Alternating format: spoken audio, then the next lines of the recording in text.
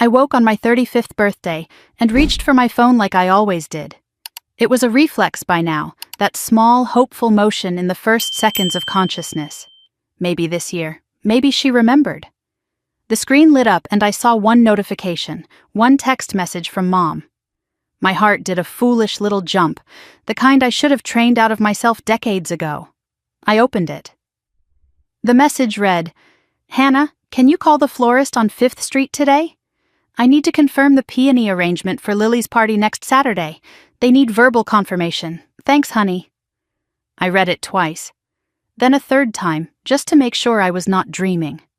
My mother had texted me on my 35th birthday, not to wish me well, not to say she loved me, but to ask me to help plan my sister's birthday party. Lily's party was next week, mine was today. And somehow, in my mother's mind, those two facts existed in completely separate universes. I set the phone down on the nightstand. I did not cry. I had stopped crying over forgotten birthdays somewhere around 25.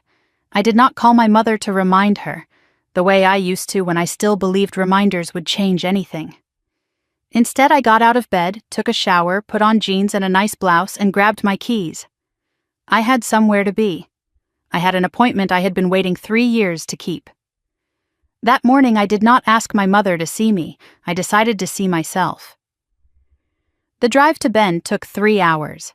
I took the highway north out of Portland, watching the landscape shift from city to suburbs to farmland to forest.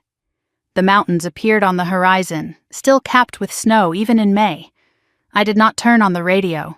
I drove in silence, letting my thoughts unspool like thread from a spindle.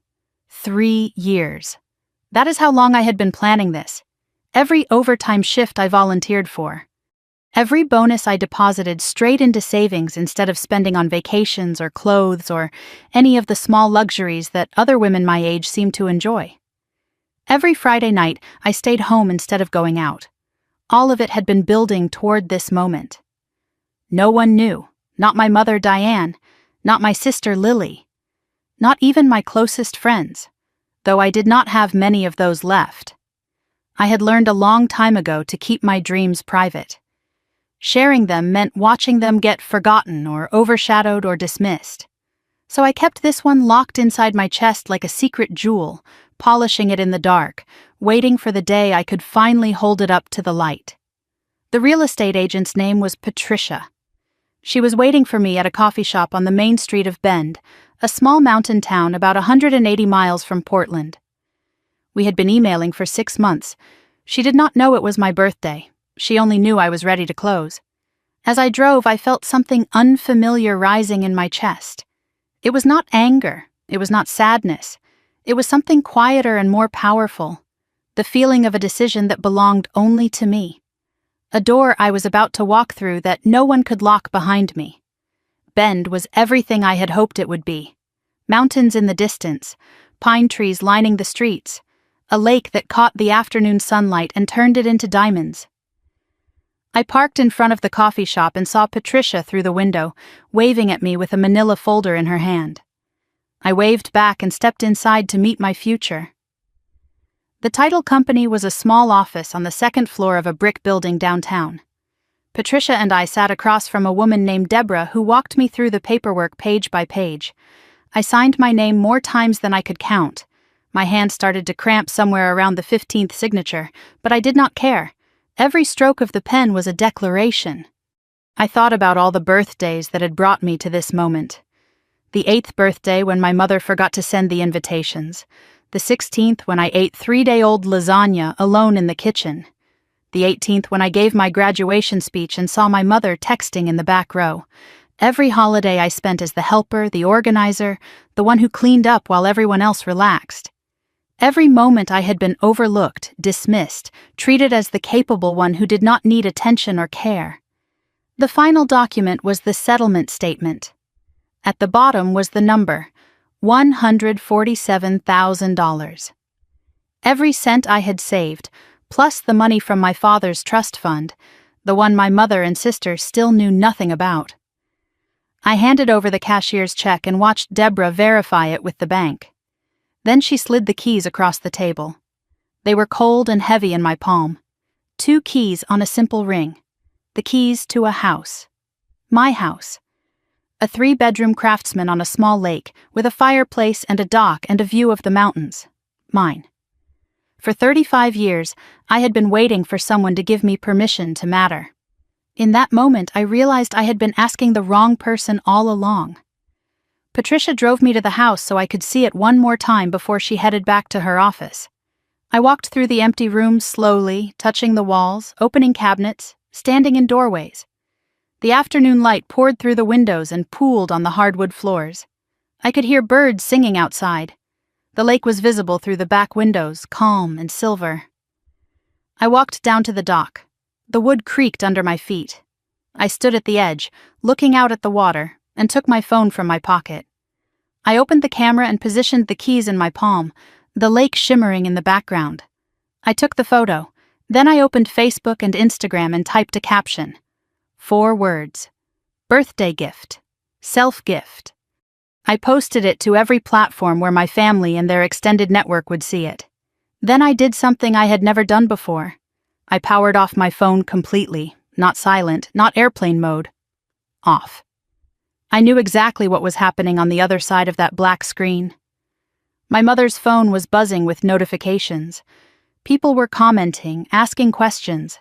Someone was probably calling her right now, asking if she knew her daughter had just bought a house.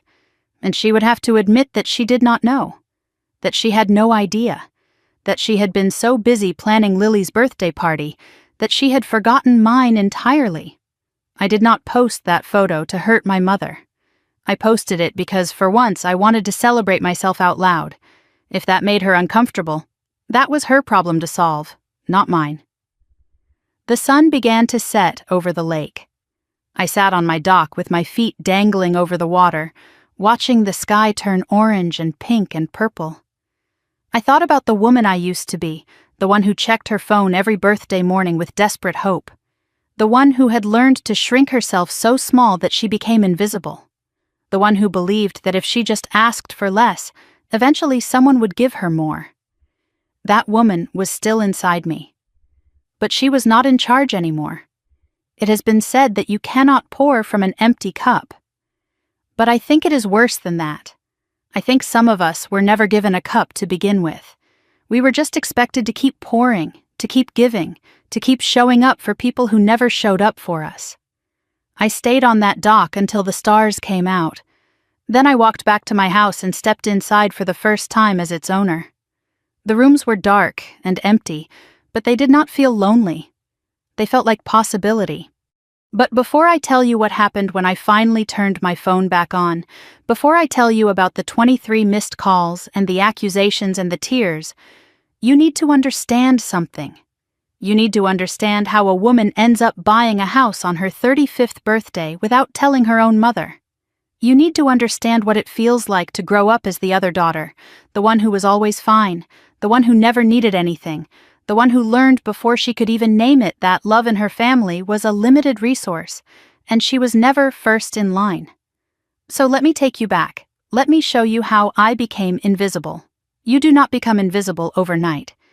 It happens slowly, like water wearing down a stone. One forgotten moment at a time. One overlooked birthday after another. One quiet dismissal that teaches you to expect nothing, so that when you receive nothing, it feels almost like relief. At least you were not surprised. At least you were prepared. I am going to share some memories with you now. Not to complain, not to play the victim, but because understanding the past is the only way to make sense of the present. And if you are going to understand why I bought that house, why I posted that photo, why I finally stopped waiting for my mother to see me, you need to understand who I was before I learned to see myself. The Cooper family home was a 2-story colonial in a quiet neighborhood in Portland. White siding, blue shutters, a manicured lawn that my mother tended with religious devotion. From the outside, it looked like a catalog photograph of American family life. The kind of house where happy families lived. The kind of house where children were loved equally, and no one was ever forgotten. From the inside, it was a house with unspoken rules, and I learned those rules before I could read. The first rule I learned was this: Lily needed more. I needed less. And somehow that was supposed to be a compliment. Let me tell you about my 8th birthday.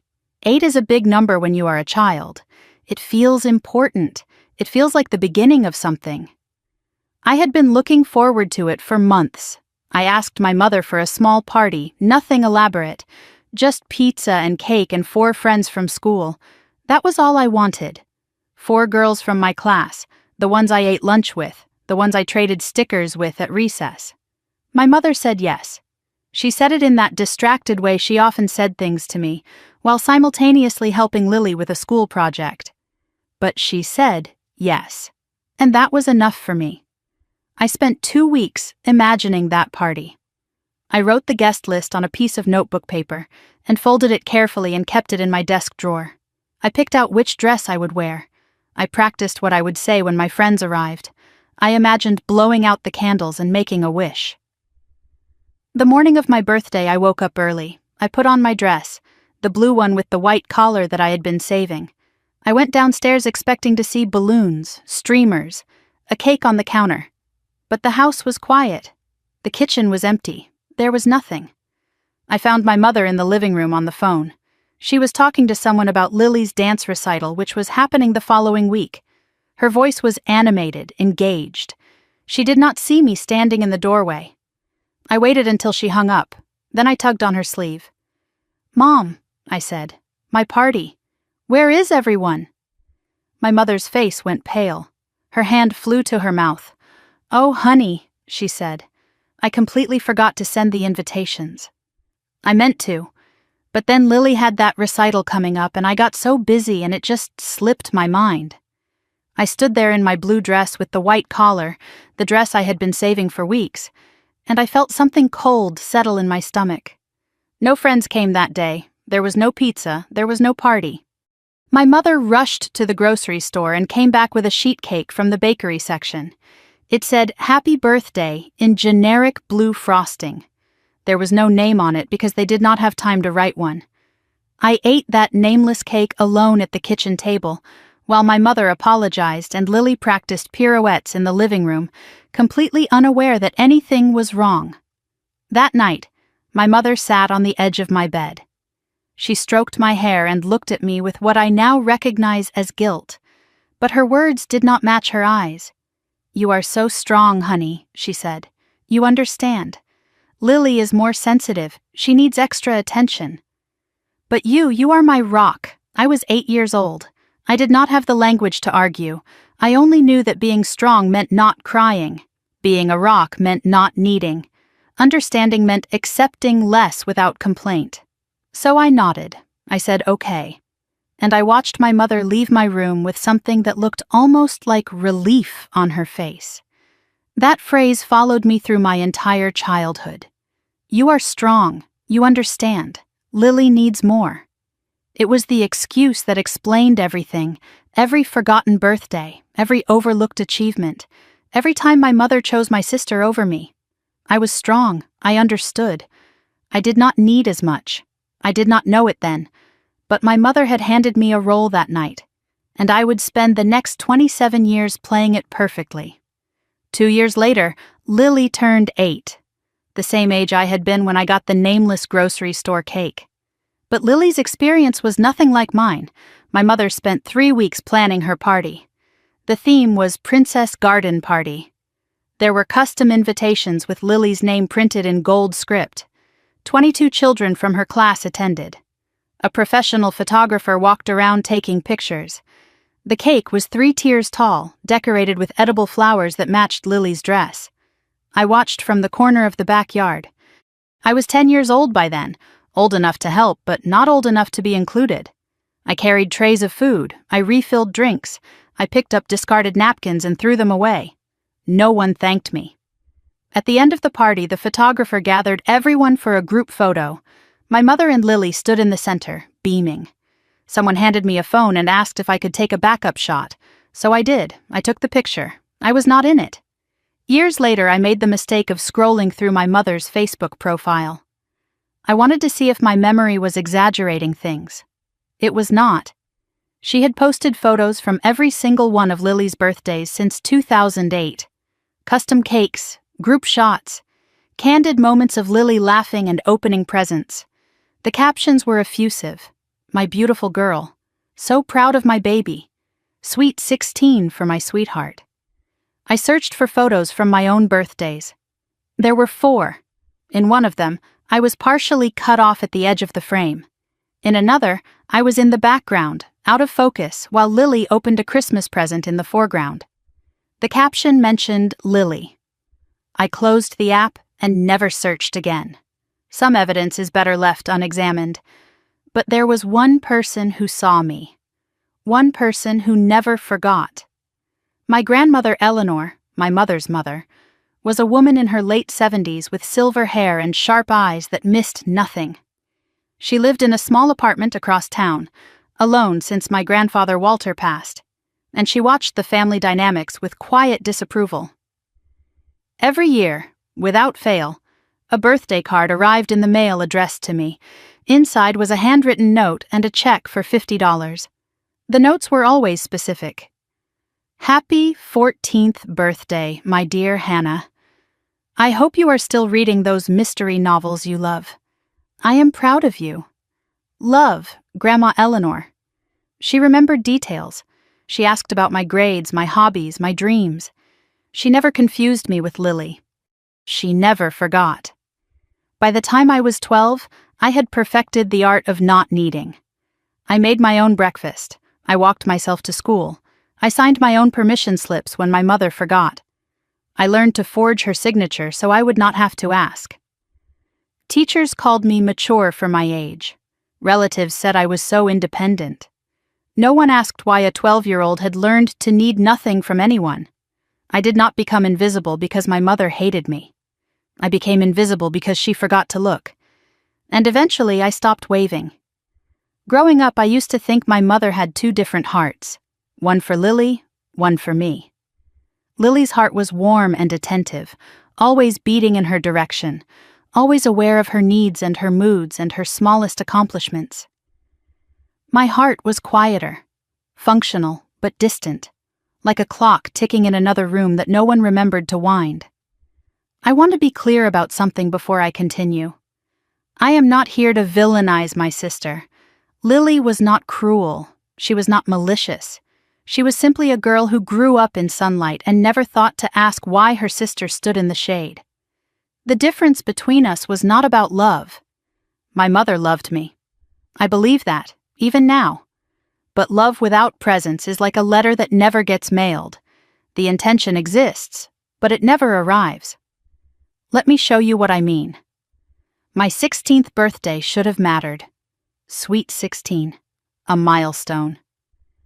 By then, I had learned not to expect a party. Those dreams had died years earlier, buried under a pile of forgotten invitations and nameless grocery store cakes. But I allowed myself one small hope. Maybe my mother would take me to dinner, just the 2 of us. A quiet celebration, something to mark the occasion. 2 weeks before my birthday, I found my mother in the kitchen chopping vegetables for dinner. I approached her carefully, the way you might approach a wild animal you did not want to startle. "Mom," I said, "for my birthday, could we maybe go to a restaurant? Just you and me, somewhere nice, nothing fancy." My mother looked up from the cutting board. Her eyes were distracted, already somewhere else. "Of course, honey," she said. "That sounds lovely. Let me check my calendar." I held on to those words for 2 weeks. I replayed them at night before I fell asleep. "Of course, honey. That sounds lovely." I imagined what restaurant she might choose. I imagined sitting across from her, just the 2 of us, having a real conversation. I imagined her looking at me, really looking, and seeing the daughter I had become. On the morning of my 16th birthday, I woke to an empty house. There was a note on the kitchen counter in my mother's handwriting. Had to take Lily to an emergency fitting for her recital costume. Back soon. There is leftover lasagna in the fridge. Happy birthday, sweetheart. I stood in the kitchen holding that note. I was 16 years old. I was alone. The lasagna in the refrigerator had been there for 3 days. I recognized the container from Sunday's dinner.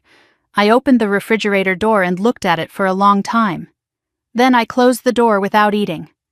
My mother came home at 9 o'clock that night. She was exhausted from Lily's fitting. She hugged me briefly in the hallway and said, "Happy birthday, baby." And then she went to bed.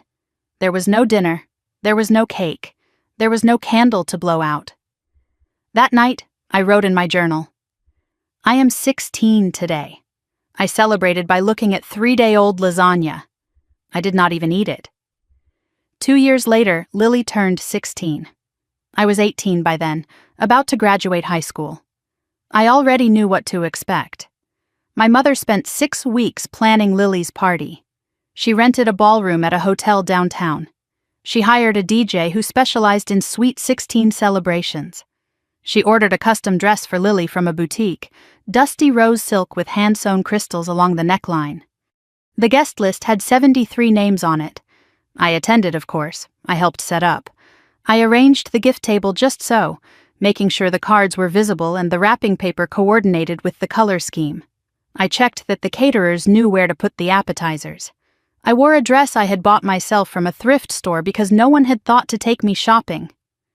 Halfway through the party, my mother took the microphone. She gave a speech about Lily, how proud she was, how beautiful Lily had become, how Lily had always been her joy and her light. The room applauded. Lily cried happy tears and hugged our mother. I stood near the back, holding a tray of champagne glasses for the adults, watching like I always watched. At the end of the night, a professional photographer arranged the family for a portrait. My mother and Lily and my father Richard stood together in front of the balloon arch, their smiles bright and practiced. Someone handed me a phone and asked me to take a backup shot in case something went wrong with the professional camera. I took the picture. I captured their happiness. I was not in the frame. That night, driving home in the back seat while Lily slept against our mother's shoulder in the front, I understood something I had been circling for years. I was not part of this family in the same way they were. I was adjacent to it, a supporting character in someone else's story, a stagehand who helped the show run smoothly but never took a bow. I want to say something about Lily here because I think it matters. My sister was not a bad person. She was not scheming or malicious. She did not consciously take my share of our mother's love. She simply never noticed the imbalance. She grew up being the center of attention and assumed that was normal. The sun does not wonder why the moon is dark. Our relationship was not hostile. We were polite to each other. We exchanged Christmas gifts. We texted occasionally about nothing important. But there was no depth between us, no real knowing. When we talked, Lily spoke about herself, her job, her boyfriend Marcus, her anxieties and her ambitions. I listened because that was my role. When I tried to talk about my own life, her eyes would glaze over, and within minutes the subject would drift back to her. I do not blame Lily for being loved more. I blame my mother for making me feel like I was worth less. Lily was just a girl standing in the light. My mother was the one who decided where the light would fall. But there was one person who refused to let me disappear completely. Once, when I was 17, I visited my grandmother Eleanor alone. My mother had not arranged the visit. I had called Eleanor myself and asked if I could come over. She sounded surprised but pleased. We sat in her small living room drinking tea from china cups that had belonged to her mother. The apartment was quiet and smelled like lavender. Eleanor listened to me talk about school, about my plans for college, about a boy I liked who did not know I existed. She did not interrupt. She did not redirect the conversation to Lily. She just listened. As I was leaving, she took my hand and held it for a moment. Her grip was surprisingly strong. Her eyes, sharp and knowing, searched my face. "Your mother was not always like this," she said quietly. "She learned it somewhere. I have tried for years to understand where I went wrong." I did not know what she meant. I was too young to understand that pain could be inherited, that patterns could be passed down through generations like eye color or a tendency toward silence. I just nodded and kissed her cheek and drove home wondering what she was trying to tell me. Years later, I would find out. My high school graduation should have been a triumph. I finished second in my class. Salutatorian. I gave a speech in front of 500 people about perseverance and finding your own path. I wore a white dress under my gown that I bought with money I earned from my part-time job at the bookstore. My family arrived 20 minutes late. I was already on stage halfway through my speech when I saw them slip into seats near the back of the auditorium. My mother had her phone out. She was texting someone. Probably something about Lily. I finished my speech. The audience applauded. I returned to my seat with the other graduates and accepted my diploma when my name was called. Afterward, my mother found me in the crowd. She hugged me and said, "That was lovely, honey. I am so proud." But her phone buzzed in her pocket, and she stepped away to answer it before I could respond. My father Richard found me a few minutes later. He took a photograph of me in my cap and gown. He told me he was proud of me. His voice was quiet and sincere, the way it always was when he said important things. It was enough. It had to be enough. By the time I graduated, I had accepted my role in the family. I was the helper, the capable one, the one who did not need. I did not fight it anymore. I just built my life around it. But what I did not know yet was that leaving home would not free me from the pattern. It would just give me more space to pretend it did not hurt. I left home at 22, the same week I graduated college. I packed everything I owned into my Honda Civic, a car I had bought myself with 3 years of part-time bookstore wages, 2 suitcases, a box of books, a folder of important documents. My entire life fit into the trunk and back seat of a 10-year-old sedan. My mother helped me carry one bag to the car. She was distracted, her phone pressed between her shoulder and ear, talking to someone about wedding venue options for Lily and Marcus. They had just gotten engaged. The whole family was buzzing with excitement about it. My graduation and departure seemed like minor footnotes in the larger story of Lily's upcoming marriage. We said goodbye at the curb. My mother hugged me with one arm, the other still holding her phone. "Call me when you get there, okay?" she said. Then she walked back inside before I reached the end of the street. I told myself I was starting fresh. I told myself the distance would heal everything. I was wrong. Distance does not erase patterns. It just gives you more room to carry them. Portland became my new home. I rented a 1-bedroom apartment the size of a large closet in a building that smelled like old carpet and fried food. I started as an entry-level logistics coordinator at a shipping company called Ridgeway Distribution.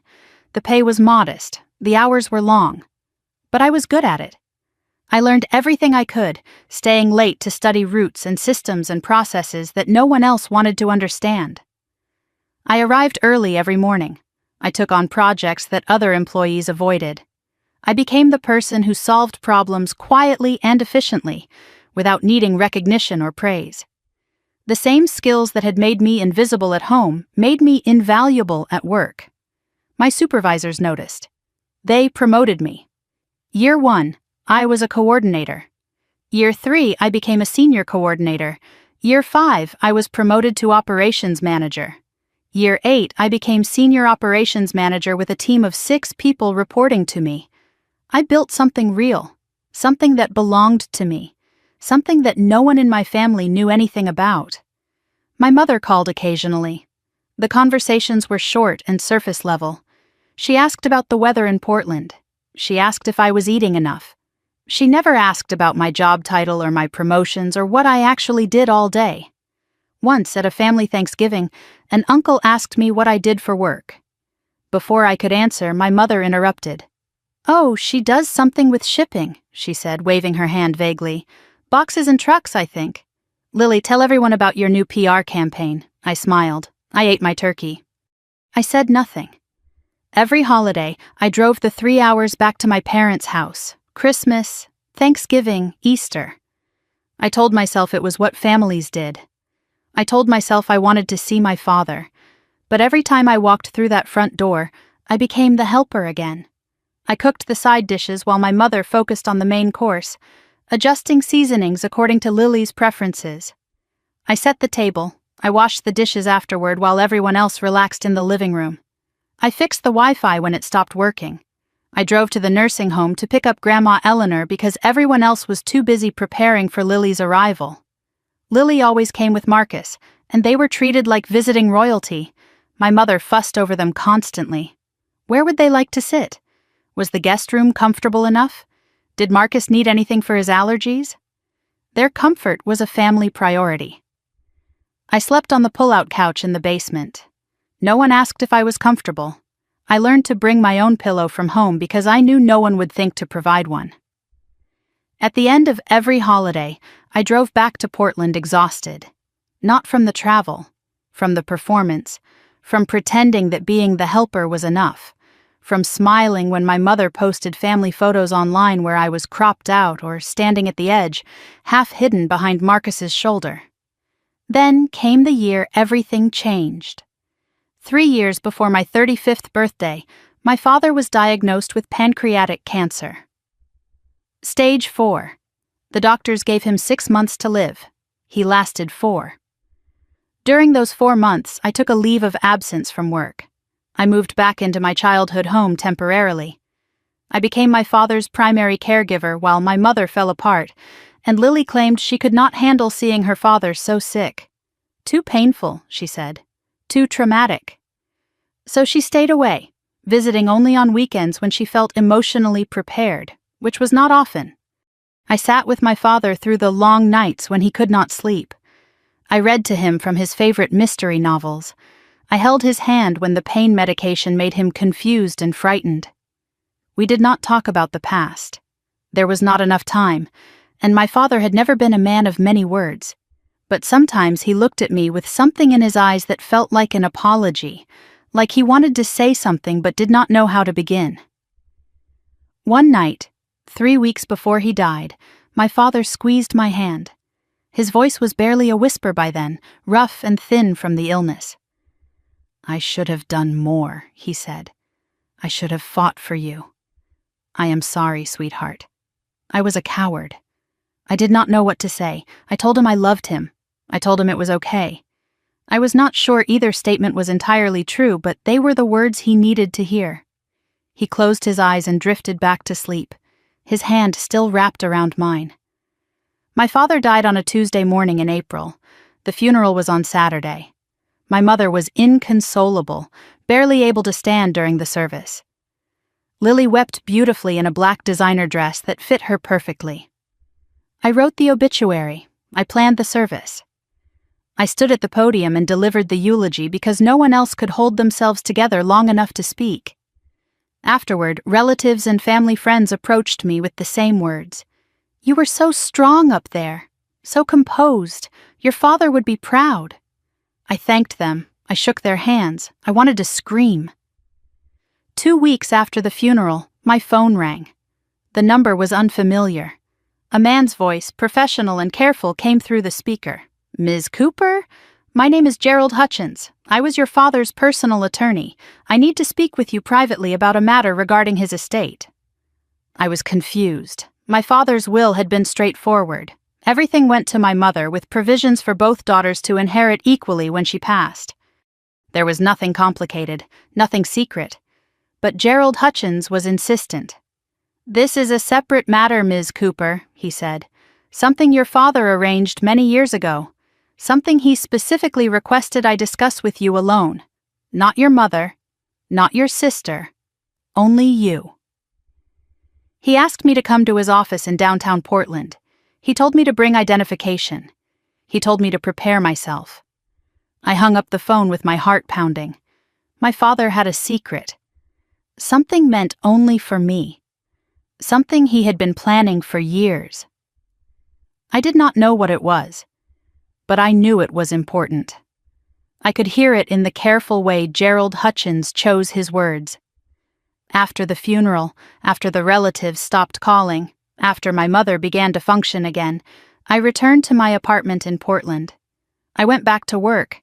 I threw myself into projects and spreadsheets and problems I could actually solve. I did not talk about my father. I did not talk about the mysterious phone call or the appointment I had scheduled with Gerald Hutchins. Grief does not follow schedules. It arrives at random moments. When I smelled pipe tobacco like my father used to smoke. When I heard a song he loved on the radio. When I reached for my phone to call him before remembering he would never answer again. I visited my family less after Richard died.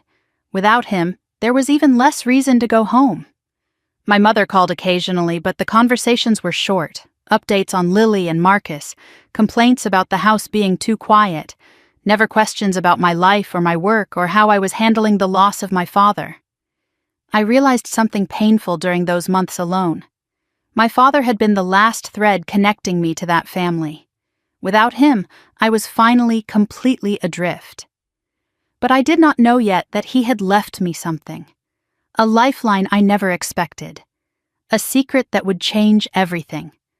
That phone call with the lawyer would change my life. I just did not know it yet.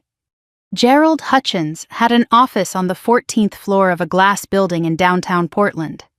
The kind of office with leather chairs and framed diplomas on the walls, and a view of the Willamette River through floor-to-ceiling windows. The kind of office where secrets were kept in locked drawers and difficult conversations happened behind closed doors. 6 months before my 35th birthday, I took a half day off work. I never took time off. My colleagues looked at me strangely when I said I had a personal appointment. I drove downtown and parked in an overpriced garage and rode the elevator up, watching the numbers climb, feeling my heart climb with them. For 2 weeks since that phone call, I had been imagining what this could be. A debt my father had left behind. A confession of some kind. Maybe a second family I never knew about. My mind had cycled through every possibility, each one more unsettling than the last. The receptionist offered me water. I declined. My mouth was dry, but I did not trust my hands not to shake. I sat in the waiting room staring at a painting of a sailboat on a calm sea, wondering what my father had needed to tell me that he could not say while he was alive. The door to the inner office opened. Gerald Hutchins was a man in his early 60s with silver hair and kind eyes behind wire-rimmed glasses. He shook my hand firmly. "Ms. Cooper," he said, "thank you for coming. Please, sit down. What I am about to tell you, your father wanted you to hear from me, not from a letter." I sat in the leather chair across from his desk. He opened a drawer and removed a manila folder. His movements were careful and deliberate, like a man who had delivered difficult news many times before and understood the weight of every gesture. He slid the folder across the desk toward me. Inside was a legal document, a trust agreement. I saw the date at the top. 15 years ago, I would have been 20 years old. I scanned the page until I found the beneficiary line. Hannah Marie Cooper. No other names, just mine. The amount made me stop breathing. $152,000, accumulated over 15 years through monthly contributions from an account I never knew existed. Separate from the family finances. Separate from anything my mother controlled. I looked up at Gerald Hutchins. "I do not understand," I said. My voice sounded strange to my own ears. "Where did this come from?" "Your father set this up when you were 20, he explained. He contributed every month from his personal savings, a separate account your mother had no access to. He asked me to manage it and to contact you after his death. He was very specific that no one else was to know, not your mother, not your sister, only you, and only after he was gone." I stared at the number on the page. 15 years of secret savings. 15 years of my father quietly putting money aside for me while I thought he barely noticed I existed. The math stunned me. He had been saving for me since I was in college, since before I even understood how invisible I was in my own family. Gerald reached into the folder and pulled out an envelope. My father's handwriting was on the front. "For Hannah, when the time is right." I took the envelope with trembling fingers. It was light, just a single sheet of paper inside. I opened it carefully, as if the paper itself might crumble if I moved too quickly. "Dear Hannah," the letter began. "I know I failed you in many ways. I saw what was happening, and I did not stop it. I could not change your mother, and I was too weak to fight her. But I could do this. This money is yours, only yours. Use it to build something that belongs to you, something no one can take away. I love you. I always saw you, even when it did not seem like it. Dad." I read the letter 3 times. By the third reading, I was crying. Not gentle tears, the kind of sobs that shake your whole body. The kind you have been holding back for decades without realizing it. Gerald Hutchins left the room to give me privacy. He said something about getting me water. I barely heard him. I just sat there in that leather chair, holding my father's letter, finally understanding something I had never known. He saw me. All those years when I thought I was invisible, when I thought no one noticed, my father was watching. He was documenting. He was saving. He could not fix the present, so he tried to give me a future. I did not know how to feel. Part of me was grateful, profoundly, achingly grateful. My father had seen me when my mother refused to. He had loved me enough to plan for my escape. But another part of me was angry. If he saw everything, why did he never speak up? Why did he never demand that my mother treat us equally? Why did he compensate in secret instead of confronting the problem openly? I sat with that anger for a long time. And then I understood. I knew my father. I knew the man who avoided conflict at all costs, who kept the peace even when peace was unjust, who loved me but did not know how to fight for me. The trust fund was the loudest thing Richard Cooper ever did. It was his way of screaming. I folded the letter carefully and put it in my purse. I decided in that moment that I would honor what my father gave me. I would use it to build something that belonged only to me, something no one could take away. Over the following months, I began searching for a house. Not in Portland. Too close to my mother. Not in a big city. Too expensive. Too crowded. I wanted somewhere quiet. Somewhere I could breathe. Somewhere I could disappear and rebuild myself from the ground up. I found Bend in February, 3 months before my birthday. A small mountain town about 180 miles from Portland. Pine trees and hiking trails and a lake that sparkled in the winter sun. The kind of place people went to escape their old lives. The house appeared on my screen one evening while I was scrolling through listings. A craftsman-style home on a small lake. 3 bedrooms, a fireplace, a dock that stretched out over the water. The asking price was $145,000. I did the math. With my father's trust and the savings I had accumulated over the years, I could afford it. I could pay cash, no mortgage, no bank, no paper trail that anyone in my family would notice. I drove to Bend on a Saturday to see it in person. The real estate agent, a woman named Patricia with a warm smile and practical shoes, walked me through every room. I stood on the dock and looked at the water and felt something I had not felt in years. Hope. This is it, I whispered to myself. This is where I start over. For 3 months, I waited. The sellers accepted my offer. The paperwork moved slowly through the system. I told no one. I continued my life as if nothing had changed. I went to work. I called my mother occasionally and listened to her talk about Lily's latest crisis. I attended Easter at the family home, cooked the ham, washed the dishes, slept on the pull-out couch. I said nothing about the house, nothing about the trust, nothing about the door I was about to walk through. At night, alone in my Portland apartment, I looked at the photos Patricia sent me. The house in springtime, the lake thawing, the trees beginning to bloom, a future waiting for me. Patricia confirmed the closing date in April, May 15th, my 35th birthday. I did not plan it that way. But when I realized the dates aligned, I knew it was a sign. I was going to give myself the birthday present my mother never would. 1 week before my birthday, my phone rang. It was my mother. For a brief, foolish moment, my heart lifted. Maybe this year. Maybe she remembered. Maybe she was calling to ask about my plans. "Hannah, honey," she said, "I need a favor. Can you call the florist on 5th Street? I need to confirm the peony arrangement for Lily's birthday party next Saturday. They need verbal confirmation. You know how these places are." I stood in my kitchen, phone pressed to my ear, and said nothing for 5 full seconds. My mother was calling 1 week before my birthday to ask me to help plan Lily's party. Not to wish me an early happy birthday. Not to ask what I wanted. To delegate a task. To make me, once again, the invisible helper for my sister's celebration. "I'll think about it, Mom," I said.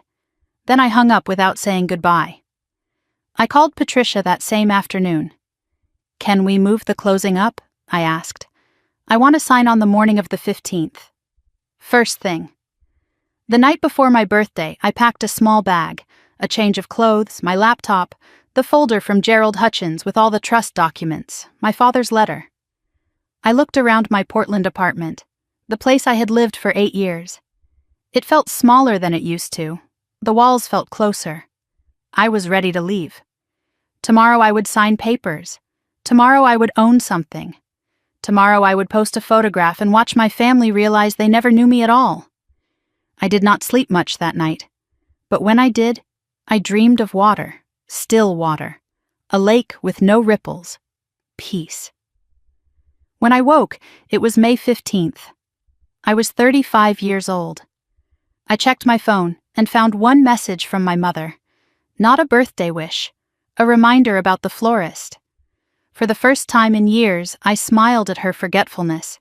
Because today, it did not hurt. Today, it was the confirmation I needed, the permission I was never going to get from anyone but myself. I picked up my bag, my keys, my father's letter. I walked out the door. I got in my car. I drove 3 hours north. And that brings us back to where I started, standing on my new dock, posting a photograph, turning off my phone, and waiting for the explosion. For 6 hours, I existed in a world where my family did not know who I really was. Those were the most peaceful 6 hours I had experienced in 35 years. After posting the photograph, I spent the afternoon exploring my new house. I walked through each room slowly, touching the walls, running my fingers along the window frames, standing in doorways and imagining the life I would build here. The afternoon light poured through the windows and made patterns on the hardwood floors. I could hear birds singing in the trees outside. The lake was visible from almost every room, calm and silver, reflecting the mountains in the distance. I made tea in my new kitchen, the first cup of anything prepared in this house. I carried it down to the dock and sat with my feet dangling over the water, watching the sunlight shift across the surface. I breathed deeply. I let myself feel something I had not felt in years. Stillness. Not the stillness of being ignored, but the stillness of being complete. My phone sat on the kitchen counter, powered off. A black rectangle full of silent chaos. I knew what was happening on the other side of that darkness. Notifications piling up. Phone calls going to voicemail. Text messages stacking on top of each other like a tower of panic and confusion. But for those 6 hours, I let the storm rage without me. At 7 in the evening, as the sun began to set over the mountains, I decided it was time. I walked back inside, picked up my phone, and held down the power button. The screen glowed to life. The icons appeared. And then the flood began. The phone vibrated continuously for nearly 30 seconds. Notification after notification cascading down the screen, too fast to read. When it finally stopped, I looked at the numbers. 23 missed calls, 14 from my mother, 6 from Lily, 3 from numbers I did not recognize, probably relatives recruited to reach me when the others failed. 47 text messages. I scrolled through the preview pane without opening them, reading just enough to understand the trajectory of the day. My mother's messages started confused and escalated quickly.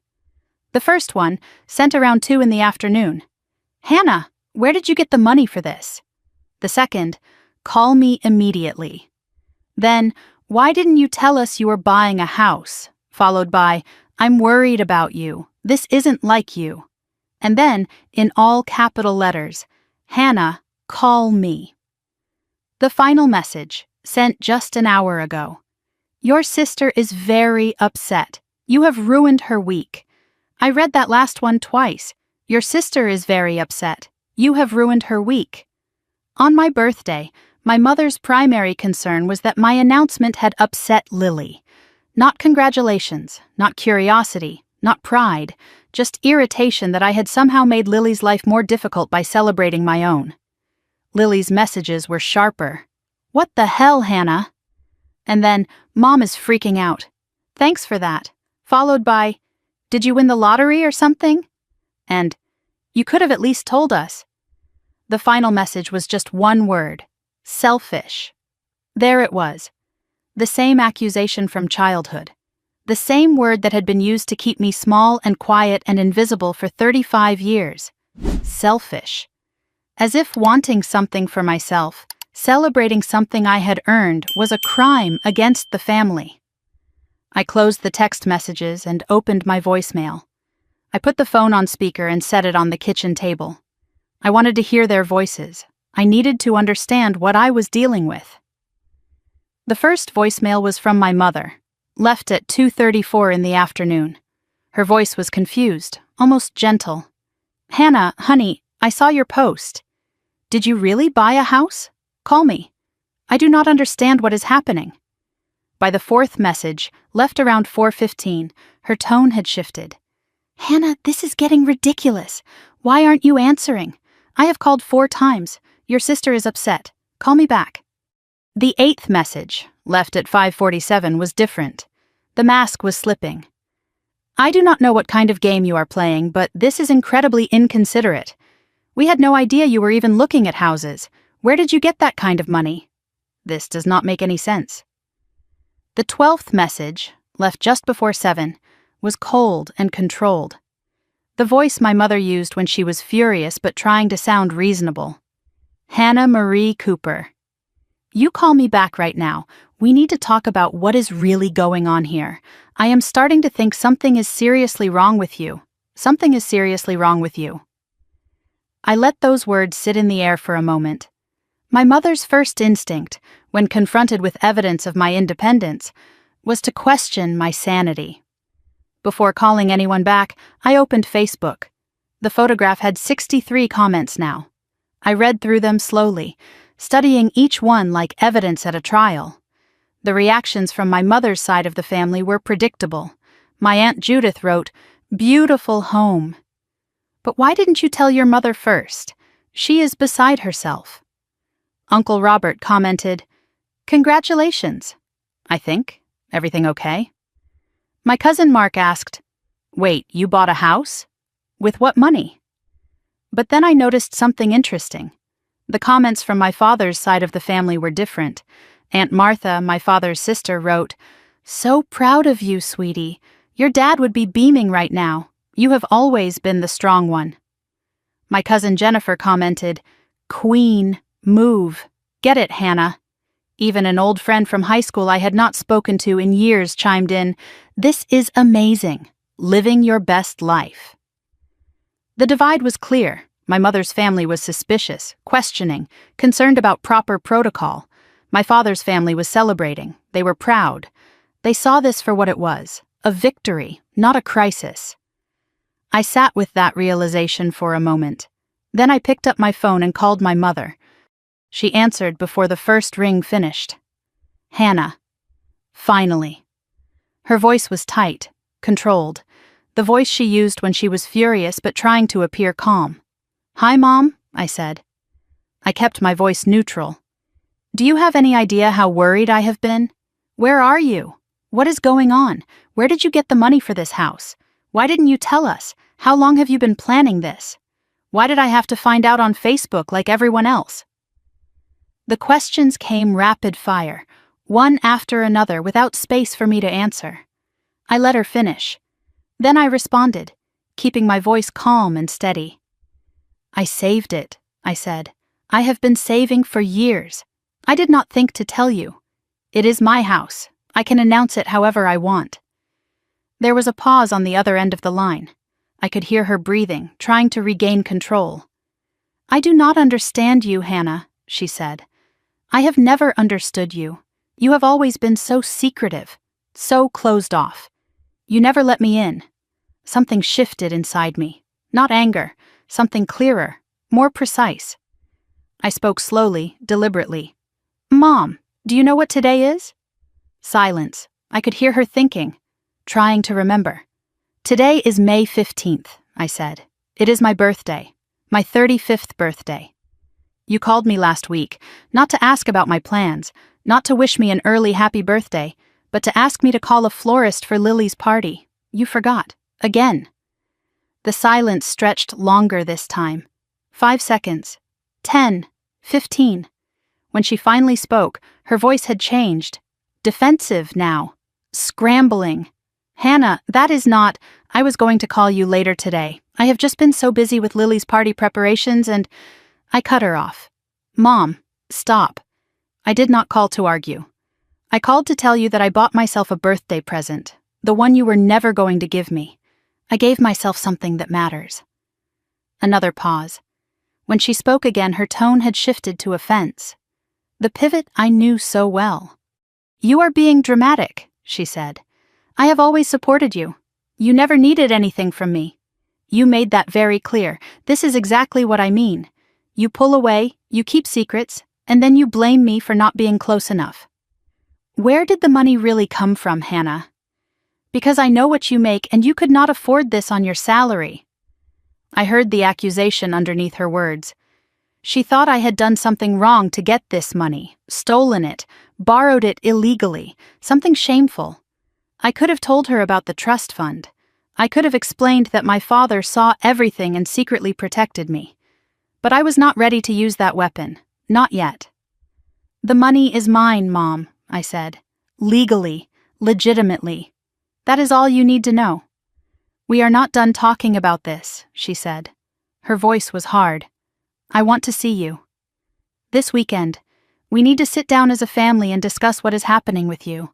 "I will think about it," I said. Then I hung up before she could respond. I set the phone face down on the table. My hands were shaking. Not from fear, from adrenaline, from the unfamiliar feeling of speaking back. That was the first time I ever hung up on my mother. It would not be the last. The house was quiet again. I put my phone on Do Not Disturb and walked outside. The sun had set while I was on the phone. The sky was purple and orange at the edges, fading to deep blue overhead. The lake reflected the last light like a mirror. I stood on my porch and breathed the mountain air. I expected to feel guilty, anxious, worried about what would come next. But as I looked out at the water, I felt something else entirely: relief. For the first time in 35 years, I had said what I actually felt. I had not smoothed it over. I had not apologized for existing. I had just spoken. I had spent my whole life trying not to be a burden. That night, I finally understood. I was never the burden. I was just the one carrying everyone else's. Before I went to bed, I picked up my phone one more time. I typed a message to a number I knew by heart. "Grandma, can I visit you tomorrow? There is something I need to understand. About Mom, about all of it." The response came within minutes. "I have been waiting for you to ask. Come at 10, bring tissues." I had known my grandmother for 35 years. But that morning, driving to see her, I realized I had never really known her at all. I woke early in my new house. The first full night of sleep in a bed I owned. I should have felt rested, but my mind was churning with questions. Eleanor's text echoed in my head. "I have been waiting for you to ask. Bring tissues." Those words carried weight. They suggested that whatever she was about to tell me had been waiting a long time to be said. Willow Creek Assisted Living was 45 minutes from Bend, a quiet facility nestled in pine trees with a view of the mountains. Eleanor had moved there 2 years ago after a fall made living alone too risky. She hated leaving her independence, but she never complained. She adapted. Just like I always had. I gripped the steering wheel as I drove, wondering what my grandmother knew that I did not. Whatever it was, she had been holding it for years. The question was whether I was ready to hear it. The facility was not a depressing place. The hallways were bright and clean. The staff smiled and waved as I walked past. There were fresh flowers on every table. Eleanor had chosen this place herself, researched it for months, and announced her decision like a general issuing orders. Even in her 80s, she refused to let anyone else control her fate. Her apartment was small but dignified. Bookshelves lined one wall, filled with mysteries and biographies. A window looked out onto a garden where roses were just beginning to bloom. On the nightstand sat a framed photograph of Eleanor and my grandfather Walter on their wedding day, 60 years ago. She still kept him close. Eleanor sat in a wingback chair by the window. She was dressed in slacks and a soft blue sweater, her silver hair pinned back neatly. Her eyes, sharp and knowing, tracked me as I entered the room. She did not smile. She did not offer pleasantries. "Close the door," she said. "No hello, no small talk. Sit down. We have a lot to discuss. And I am not getting any younger." I sat in the chair across from her. The morning light caught the lines on her face, the evidence of 8 decades of watching and waiting. "I saw your photograph," she said. "The house, the caption." And I thought, finally. She has finally stopped waiting for them to see her. Something in my chest loosened at her words. She understood. She had always understood. "I have watched you, Hannah. Your whole life. I have watched you fade into the background while your sister stood in the spotlight. I have watched your mother forget you over and over, and I have seen you pretend it did not hurt." Her voice was steady, but I could hear the weight beneath it, the accumulation of years of silent observation. "I should have said something sooner," she continued. "I should have intervened. But I told myself it was not my place.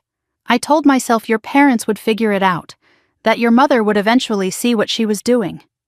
She paused and looked down at her hands. "I was wrong, and I am sorry." My throat tightened. "Grandma," I said, "why does she do it? Why does Mom treat us so differently? What did I do wrong?" Eleanor's eyes filled with tears. She reached out and took my hand. Her grip was surprisingly strong. "Oh, sweetheart," she said, "you did not do anything wrong. But to understand your mother, you need to understand who she was before she became your mother." She took a breath and began. "Your mother was not always like this," she said. "When she was young, she was a lot like you. Quiet, thoughtful, easy to overlook."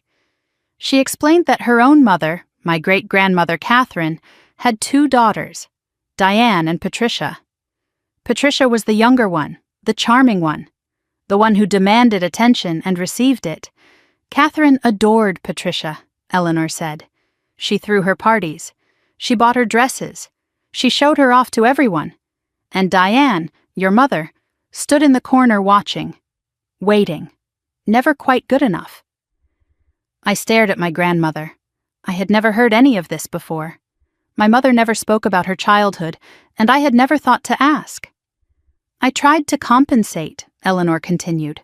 "I tried to give Diane the attention Catherine refused to give her, but it was not enough. The wound was already there, deep, infected, and it never healed."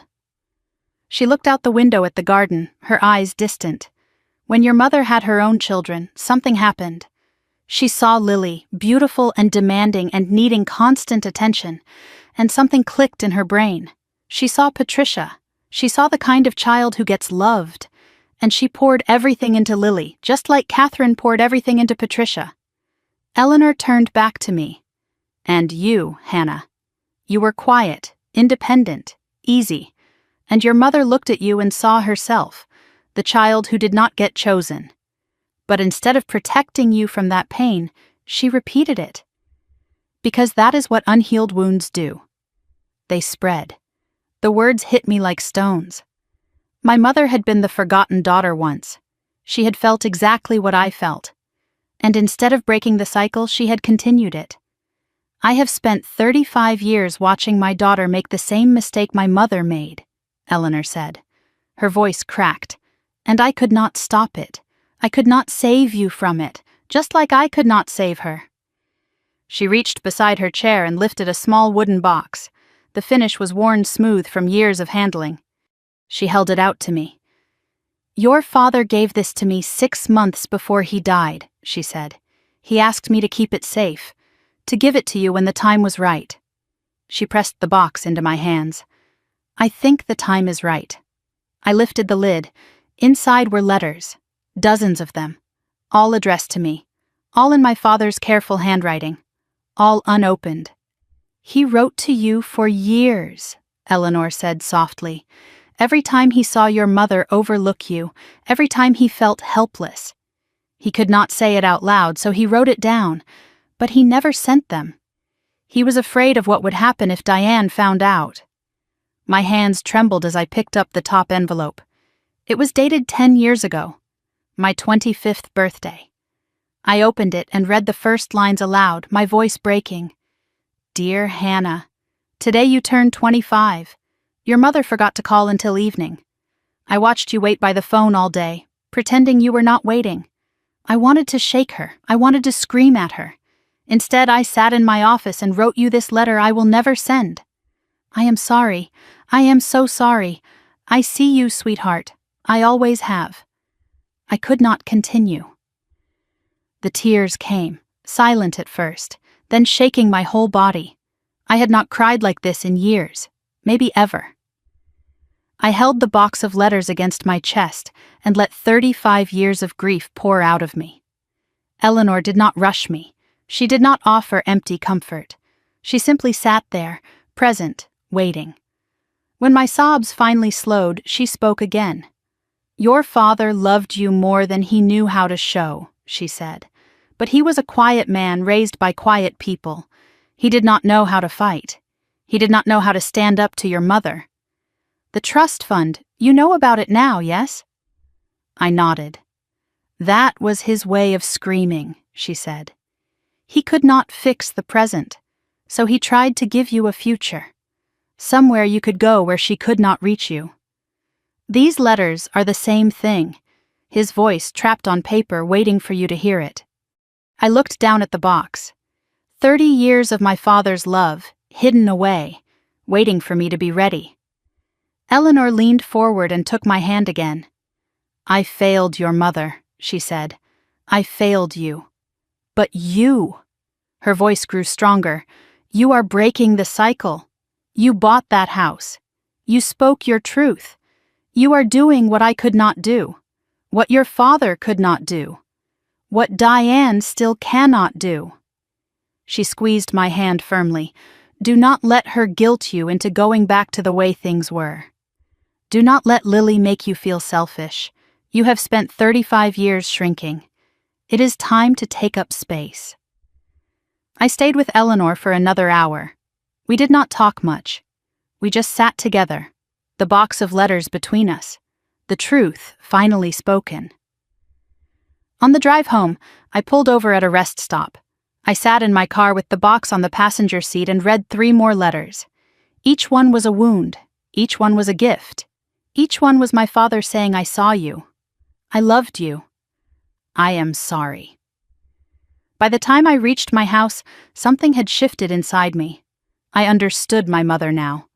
Not forgave, but understood. And I knew what I had to do next. I had the truth now, all of it.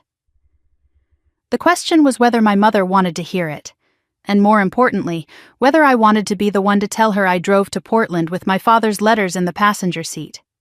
30 years of his silent love, riding next to me like a witness, like proof that I had not imagined everything, like armor for the battle ahead. 3 days had passed since my visit to Eleanor. I had spent those days reading every letter in the box. Some of them I read multiple times, tracing my father's handwriting with my fingertip, hearing his voice in my head. I had cried. I had raged alone in my kitchen, shouting at the walls. I had sat on my dock until my eyes hurt from staring at the water. But now it was time. My mother had called 7 more times demanding a family meeting. I had finally agreed. Not because I owed her an explanation, but because I